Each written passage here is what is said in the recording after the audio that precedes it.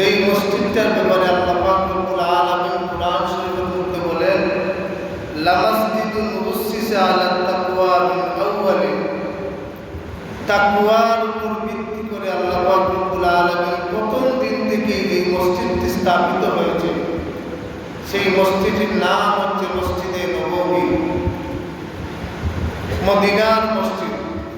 এজন্য কাবা শরীফের মসজিদে এক রাকাত নামাজ পড়লে 1 লক্ষ রাকাতের সওয়াব পাওয়া যায়।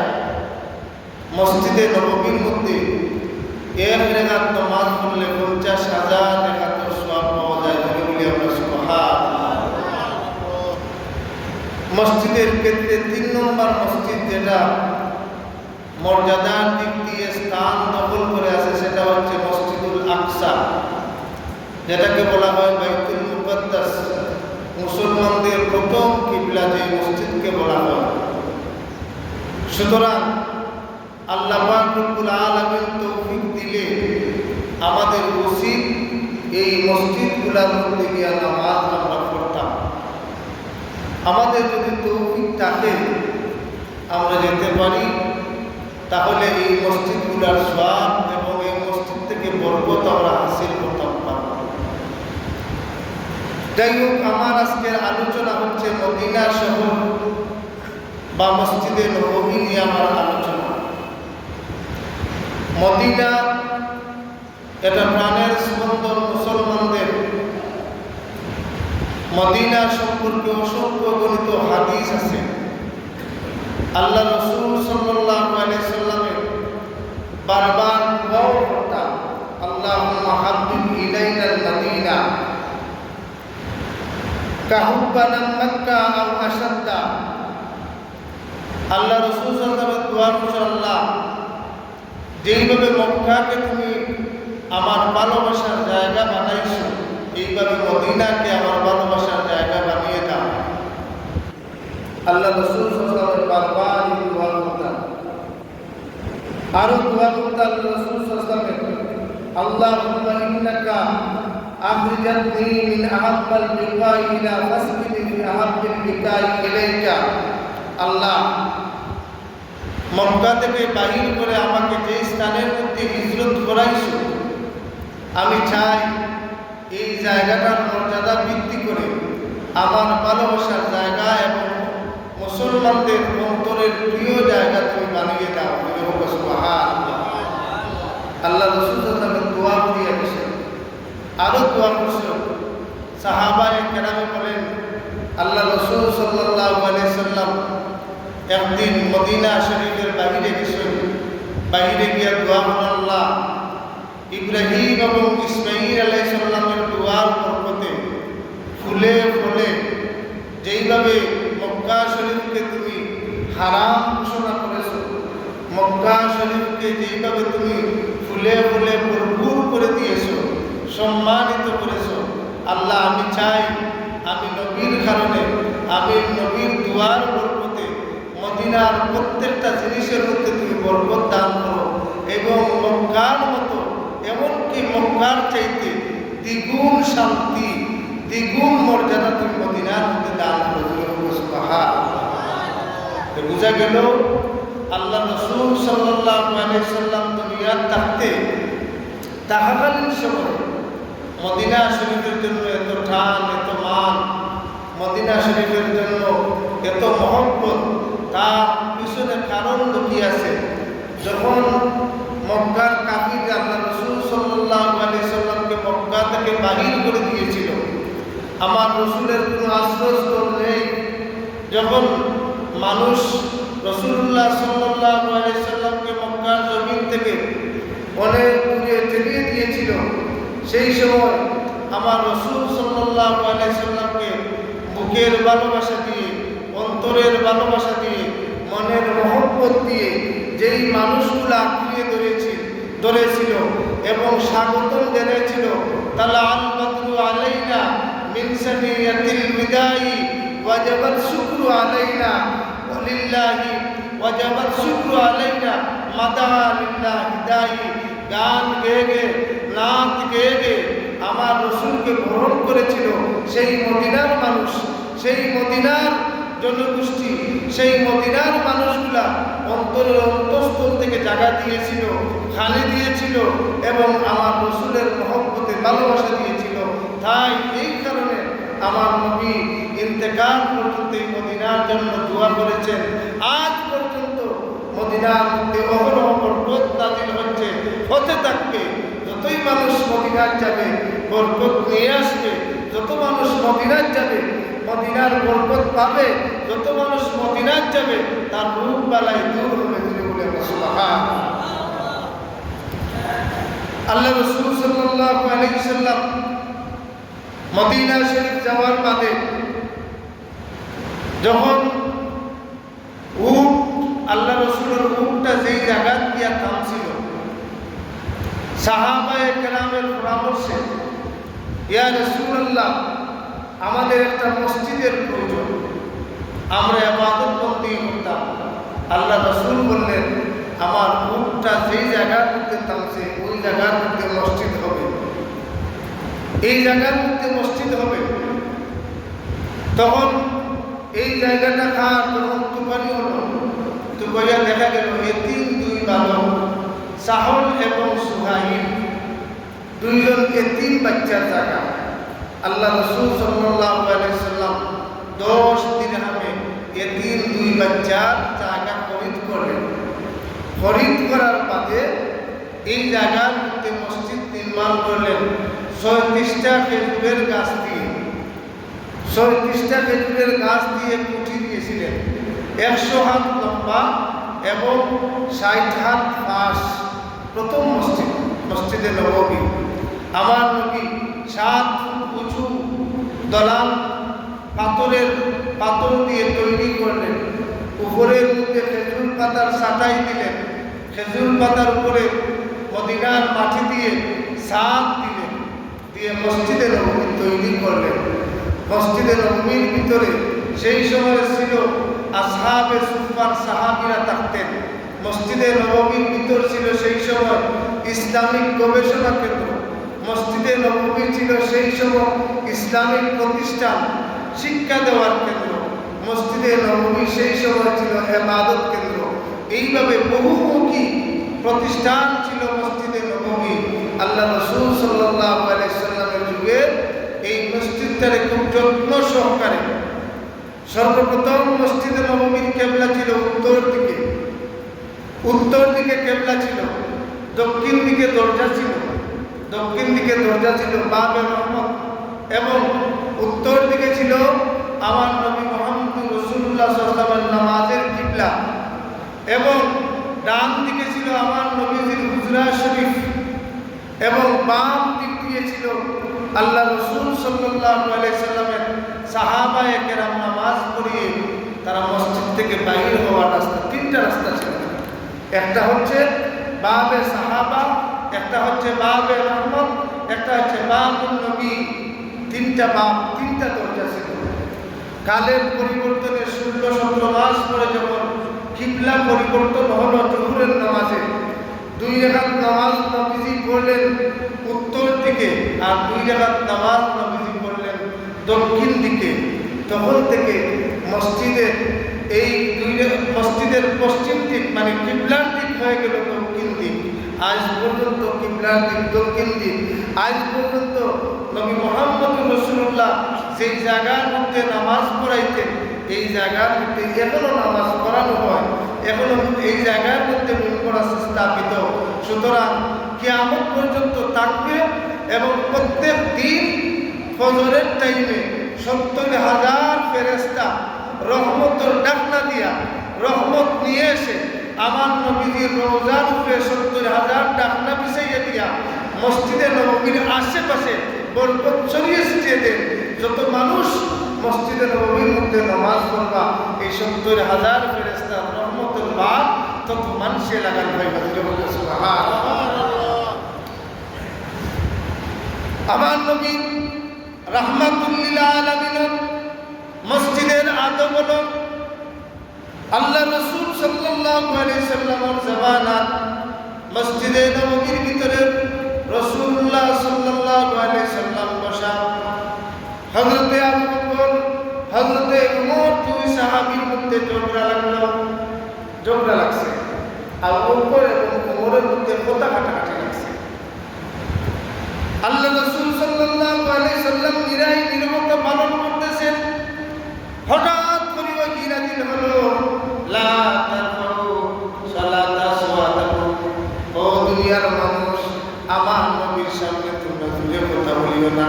জোরে বলো সুবহানাল্লাহ। আমার নবীর সামনে তোমরা জোরে কথা বলিও না। জোরে কথা বল, সব বরবাদ হয়ে যাবে। এই দিন থেকে হযরত ওমর রাদিয়াল্লাহু তাআলা আনহু আল্লাহ রাসূল সাল্লাল্লাহু আলাইহি সাল্লামের দরবারে আইলেন, কথা কইলেন, আস্তে আস্তে কথা কইতা আল্লাহ রাসূল সাল্লাল্লাহু আলাইহি সাল্লামের আমার ওমরে দ্বিতীয়বার জিজ্ঞাসা না করলে কথা আমি বুঝতাম না। দ্বিতীয়বার জিজ্ঞাসা না করলে আমি কথা বুঝতাম না। দ্বিতীয়বার তোমার লাগতো। আল্লাহ রাসূল বলে, ওমর তুমি কি বলছো আমি বুঝি নাই, আবার বলো। হযরত ওমর এত আওয়াজ কিছু করছে। আল্লাহ রাসূল সাল্লাল্লাহু আলাইহি সাল্লামের এই সময় থেকে আজ পর্যন্ত মসজিদে নববীর মধ্যে কেউ উচ্চ সুরে কথা বলে না। এই হাদিস থেকে মাসলা নকল করছে। শুধু মসজিদে নববী নয়, দুনিয়ার মধ্যে যত মসজিদ আছে এই মসজিদের মধ্যে কোনো মানুষে যদি কোনো কথা উচ্চ আওয়াজে কোনো কথা বললে সাথে সাথে যা মসজিদ হইয়া ইবাদত বন্দি করছে সব শেষ হইয়া যায়। আলহামদুলিল্লাহ। এর লাগি মসজিদের আদব হইল বেরি, মসজিদে কথা বলা যাইতো না, ইশারা ইঙ্গিতে যা প্রয়োজন ইশারা ইঙ্গিতে করতে হবে। জোরে জোরে আওয়াজ দেওয়া যাইতো না। আমরা তো আসলে এটা মানি না। মসজিদে আগে আনলে আমরা আর বসে থাকে না, নিজের জিনিস পাই না পাইলে উপায় নাই, এটার অবস্থা খারাপ। আর মানুষকে কিতা করে হে কোন অবস্থা আছে, হে তসবি করে। এই জন্য মসজিদের ভিতরে কোনো মানুষ যদি নিরাই বসে থাকে এই অবস্থায় সালাম দেওয়াও নিষেধ। মসজিদের ভিতরে সালাম দেওয়াও নিষেধ। কারণ আপনি দেখলেন দোয়া তিলক তো হইতে পারে, তাই মনে মনে সুবহানাল্লাহ সুবহানাল্লাহ তসবি করা দিতে পারো, ইলক তো হইতে পারে। আপনি দেখলাম ওয়াজ এই আত্মাইয়াতু করলাম, নামাজের মধ্যে আত্মাইয়াতু করলাম। এই জন্য সালামও দিতে হইলে মসজিদের ভিতরে দেখে শুনে দিতে হবে। দেখেন যে নামাজে না তসবি দিতে না, তখন সালাম দিতাম। আর না হয় সালামও দিতে নিষেধ। মসজিদের ভিতরে সালাম দিতে হলে হুঁশিয়ার হয়ে দিতে হবে। হযরত ওমর রাদিয়াল্লাহু তাআলা আনহুর জামানাত একদিন দুইজন মানুষের মসজিদে নববীর ভিতরে জুড়ে জুড়ে চিৎকার করে। হযরত ওমর রাদিয়াল্লাহু তাআলা আনহু এক সাহাবীরে ইশারা দিয়া বলে, ও সাহাবী, ও দুইজনকে দড়িয়ে নিয়ে আও। তাই একটু জোরে বইলা, আস্তে আস্তে বইলা, ইশারা দিয়া বলে দুইজনকে দড়িয়ে নিয়ে আও। হযরত ওমর রাদিয়াল্লাহু তাআলা আনহু জিজ্ঞাসা, তোমরা বাড়ি কই? মসজিদে নববীর ভিতরে তোমরা জেনে জুড়ে জুড়ে চিল্লাচিল্লি করো। হযরত ওমর রাদিয়াল্লাহু তাআলা জবাবে দুইজন মানুষের জবাব দেয়, খলিফাতুল মুসলিমিন আমরা বাড়ি তায়েফ শহর, আমার বাড়ি তায়েফ শহর। ওমর রাদিয়াল্লাহু তাআলা বলেন, যদি তোমাদের বাড়ি মদিনা শহরের মধ্যে হতো তাহলে আজকে এমন শিক্ষা দিতাম।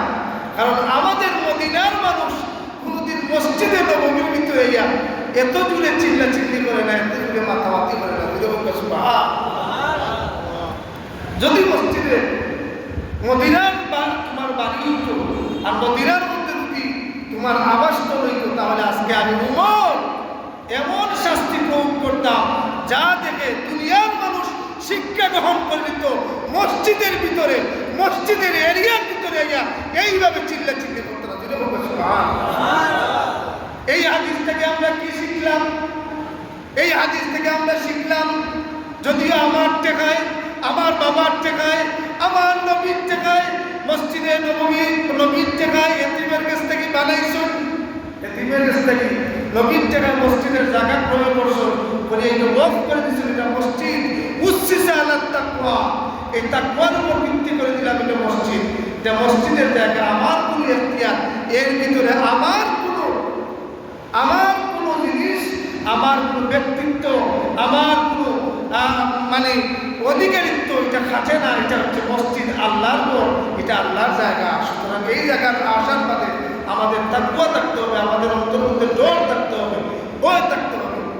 তবে আল্লাহ রাসূল সাল্লাল্লাহু আলাইহি সাল্লামের হাদিস আছে, এমন এক সময় আসবে, কোন সময় নয়া নয়া মুসল্লি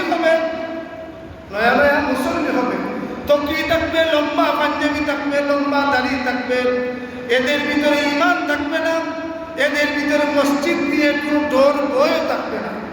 আপনারা বলবেন এই জমানা বর্তমানে চলেন না? এই জমানা বর্তমানে চলেন না? আল্লাহ রাসূলের বলেছেন এক ধরনের মুসল্লি পাওয়া যাবে, লম্বা দাড়ি থাকবে, লম্বা পাঞ্জাবি থাকবে, টুপিও থাকবে, মুসল্লিও থাকবে, তার ভিতরে ঈমান থাকতে না, নামাজ পড়বে, ঈমান নাই, নামাজ পড়বে, ঈমান নাই। আর এই মানুষগুলাই মসজিদ দিয়ে তার ডর ভয়ও থাকবে না। এটা যে মসজিদ, সে যে কোনো কাম করতে, যে কোনো কথা বলতে দ্বিধা করবে না, মুখের মধ্যে তার বাদ আটকাইবে না। এটা যে মসজিদ, এই মনের মধ্যে তার এই চিন্তাই থাকবে না, সে তার কাম করতেই থাকবে। এটা কিয়ামতের একটা আলামত। জুড়ে বলি আমরা নাউযুবিল্লাহ। কিয়ামত যদি থাকতে আগ্রহীতাম সাকিবরা, তাহলে এই ধরনের কাজ আমরা করতাম।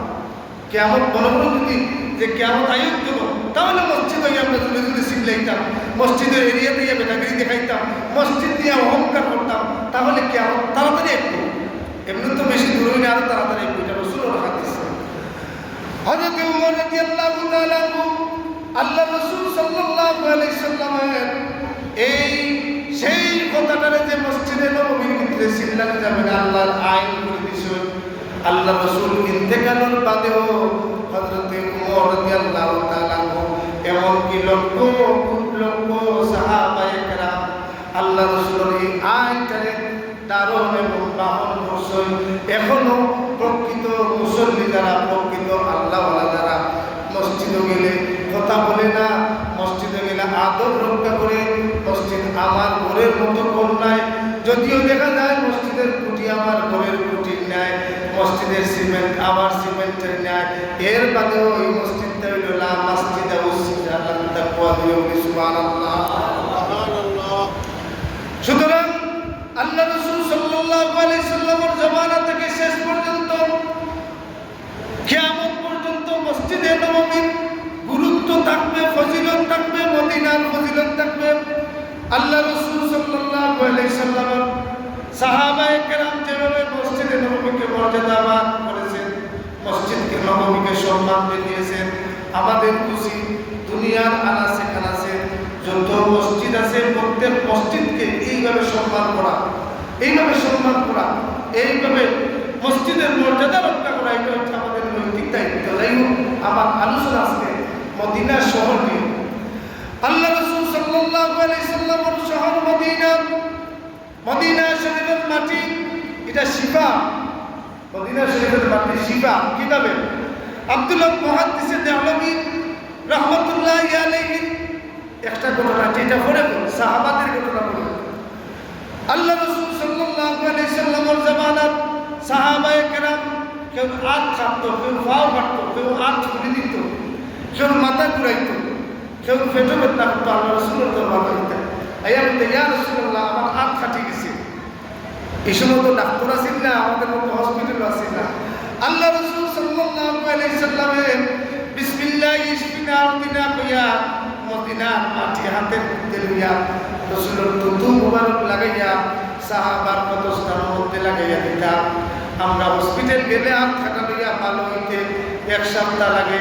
আল্লাহ রাসূলের সাহাবী নবীজির দরবার আইতে দেরি, মদিনার মাটি দিয়া লাগাইতে দেরি, সঙ্গে সঙ্গে সাহাবায়ে কেরামের অবস্থা ভালো হইয়া যাইত।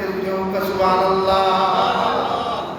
সাহাবায়ে কেরামে জানতাম মদিনার মাটি শিফা, মদিনার মাটি হচ্ছে শিফা। মদিনার মাটিকে বলা হয় খাকে শিফা।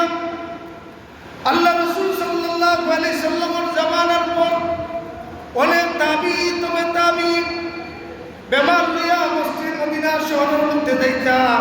মদিনা শহর থেকে গিয়া, মদিনা শহরের মধ্যে গিয়া মুসলিম শরীফের হাদিস রূপে আমল করতা। রাসূলের যেইভাবে মাটি লাগাই দিতাম এই মানুষগুলা সাহাবা, তাবিঈন, তবে তাবিঈন, মুতাকাদ্দিমিন, মুতাআখিরিন, সালফে সালিহিন, সব মানুষগুলা মদিনার মাটিতে শিফা মনে করিয়া লাগাইতাম, শিফা পাইতা।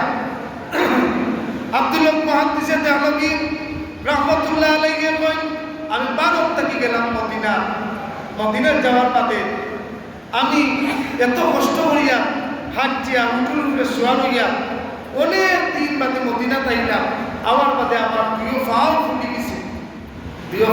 গেছে, আব্দুল হক মুহাদ্দিসে দেহলভী তো তার হাদিস বিচারক, তাই বলে হঠাৎ আমার মনে পড়ে গেল মুসলিম শরীফের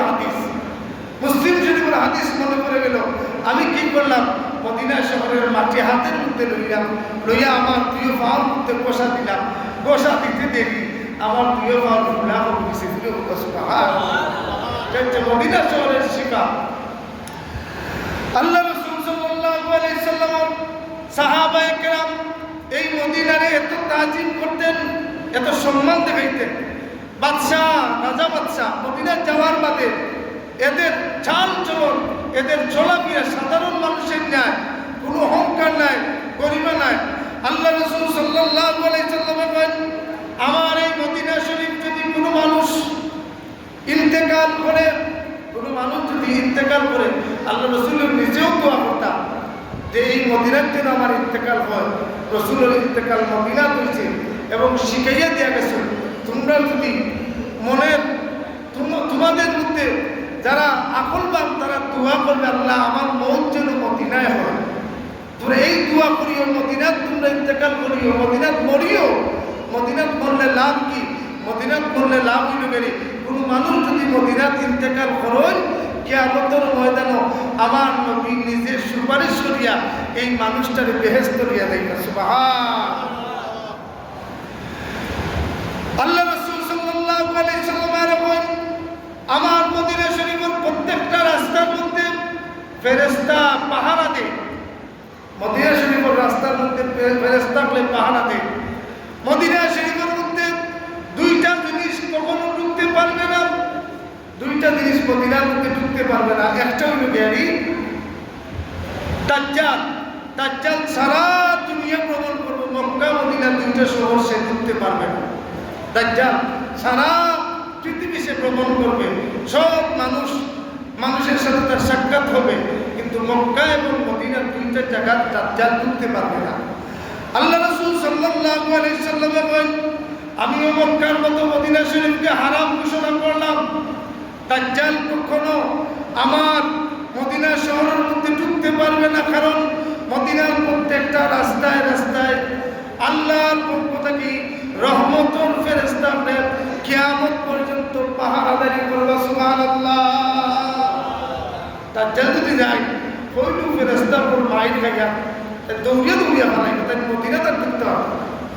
2 নম্বর, আস্তা দুনিয়ার যদি মহামারী ঢুকে যায়, ও যে করোনা ভাইরাস গেল শুনছেন নিয়ে বলছেন মদিনার ইন্তেকাল করছো, মদিনা শহরে কোনো ইন্তেকাল করছেন না, করবেও না। কিয়ামত পর্যন্ত কোনো মহামারী মদিনার ঢুকবে না। আর একটা জিনিস, সারা দুনিয়ার ভূমিকম্প হইব, কিন্তু মদিনা শহরের মধ্যে কিয়ামতের আগে ভূমিকম্প হইত নাই। একমাত্র যখন রাসূলুল্লাহ সাল্লাল্লাহু আলাইহি সাল্লাম রওজাতুল থেকে উঠবা, কিয়ামতের আগ মুহূর্তে, কিয়ামতের সময় দুনিয়া যখন ভাঙবো, যখন রাসূলুল্লাহ সাল্লাল্লাহু আলাইহি সাল্লাম রওজা থেকে উঠবা, ওই সময় 3 বার ভূমিকম্প হইব। সারা পৃথিবীর মধ্যে সেই সময় মদিনাতে হইব। এক ভূমিকম্প সারা দুনিয়ার গাছপালা সব বাড়িঘর যা আছে সব ধ্বংস হবে। আরো ভূমিকম্প আকাশ আসবে, নিচে জমিন যাবে উপরে, আর আরো ভূমিকম্প রাসূলুল্লাহ সাল্লাল্লাহু আলাইহি ওয়াসাল্লাম ফাটা দিব।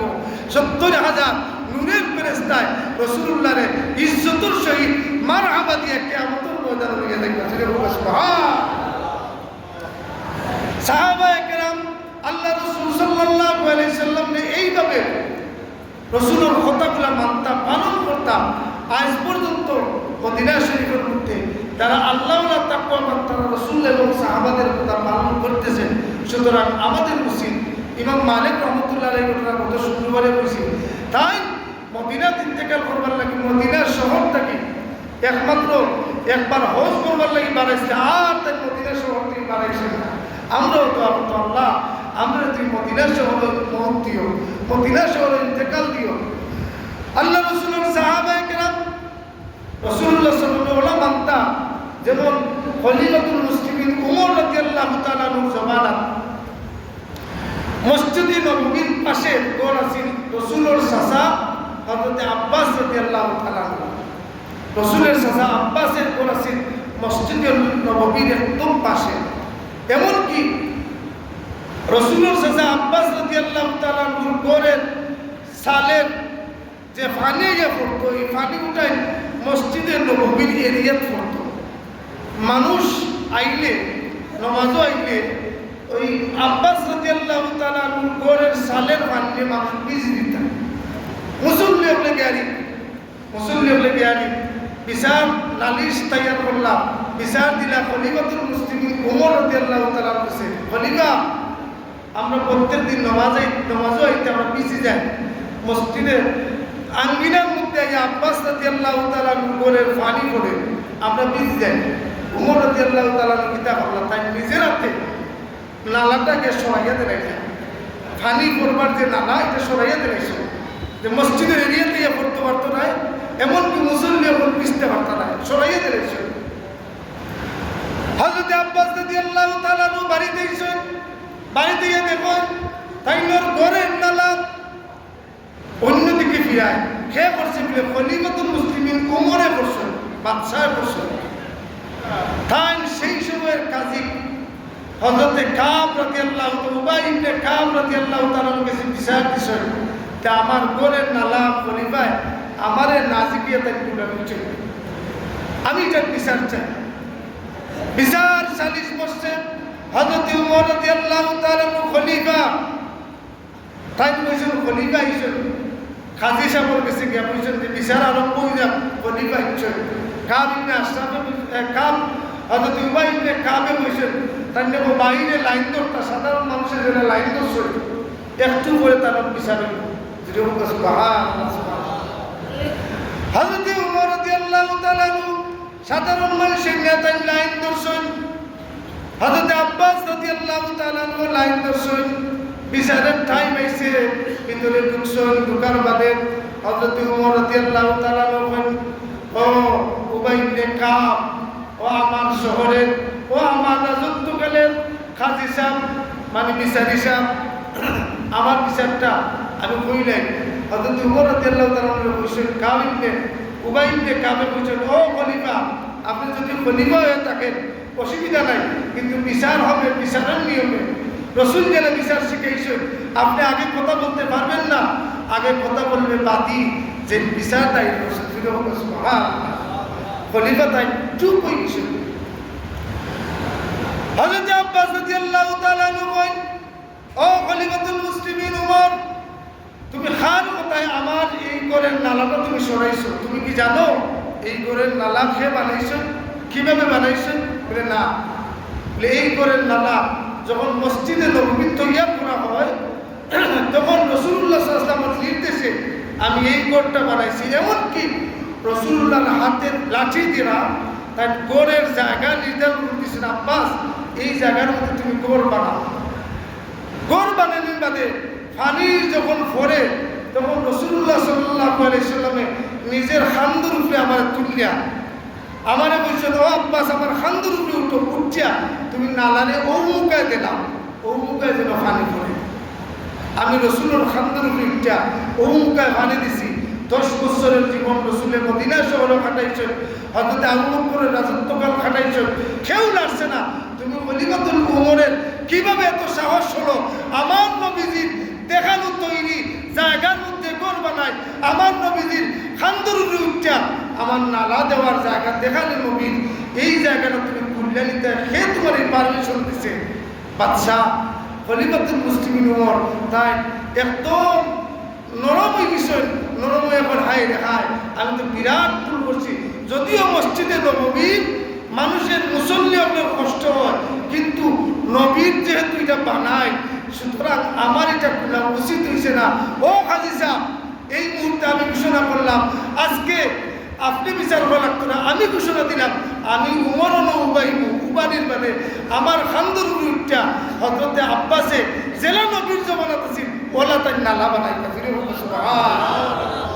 সব দুনিয়াবি স্বার্থ ত্যাগ করে দিয়েছেন নবী মুহাম্মদুর রাসূলুল্লাহ সাল্লাল্লাহু আলাইহি ওয়াসাল্লাম ভালোবাসায়।